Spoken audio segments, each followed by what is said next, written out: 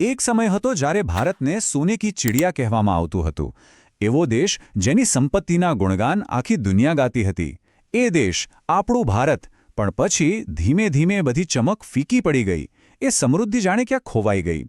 તો સવાલ એ થાય છે કે આખરે આવું તે શું થયું? આ એક ખૂબ જ મહત્વનો સવાલ છે અને આનો જવાબ આપણને ઇતિહાસના પાનાઓમાં, ખાસ કરીને બ્રિટિશ શાસનના સમયગાળામાં લઈ જાય છે. તો ચાલો આજે આપણે એ જ સમજવાની કોશિશ કરીએ કે કેવી રીતે એક સમૃદ્ધ રાષ્ટ્રની સંપત્તિનું વ્યવસ્થિત રીતે શોષણ થયું.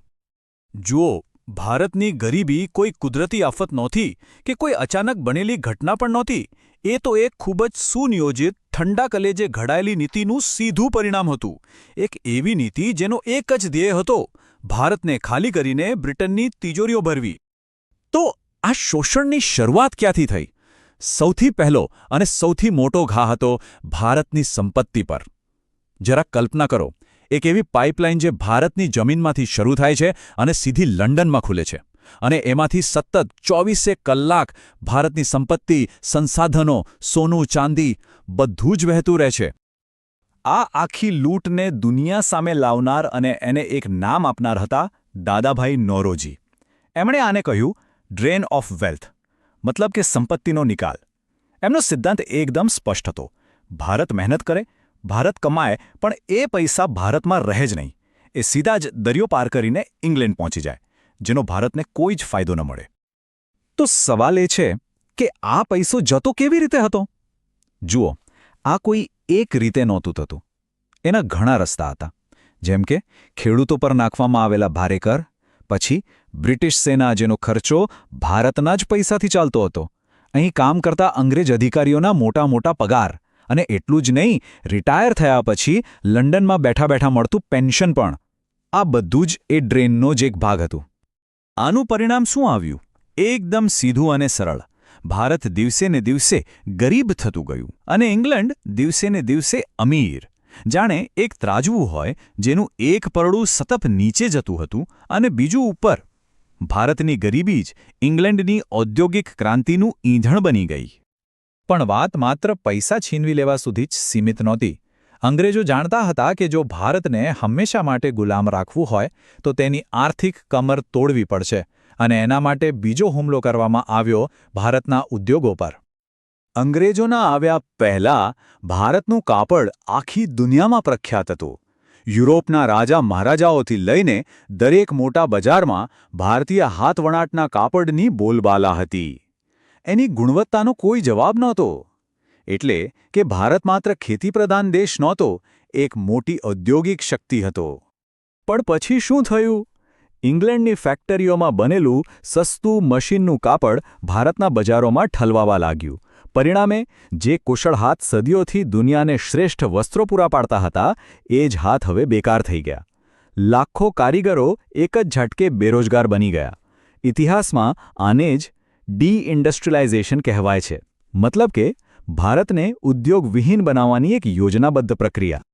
હવે વિચારો, જે લાખો કારીગરો શહેરોમાં બેરોજગાર થયા, એ બધા ક્યાં જશે?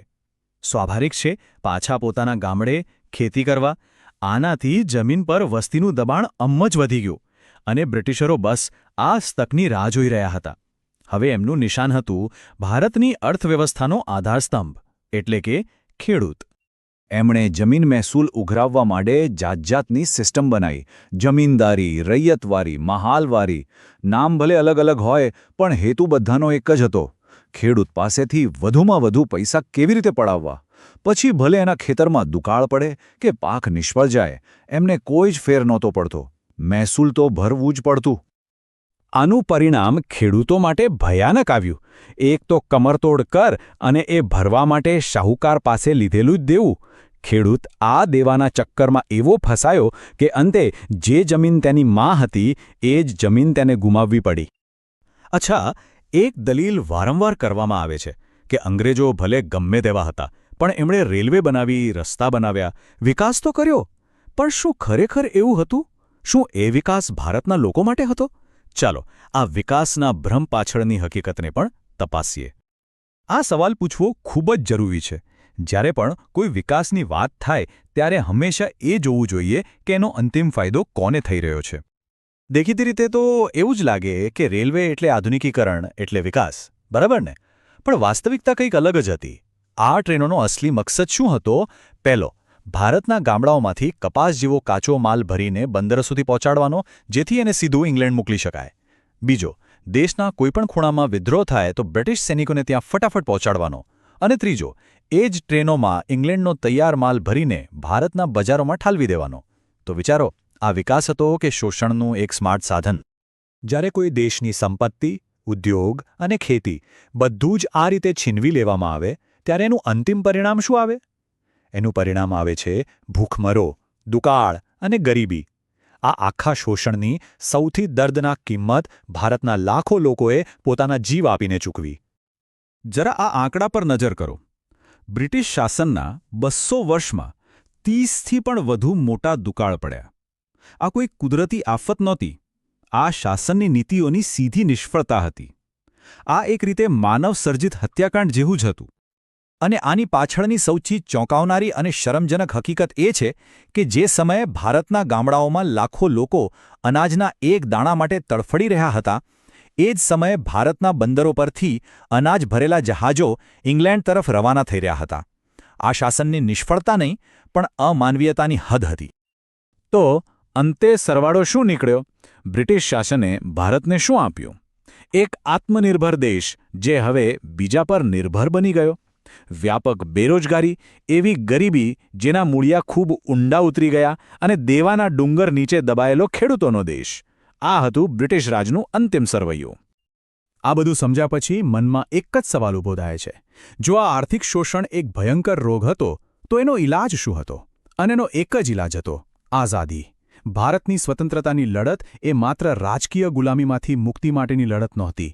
એ આ આર્થિક લૂંટ અને શોષણમાંથી હંમેશા માટે છુટકારો મેળવવાની પણ લડત હતી.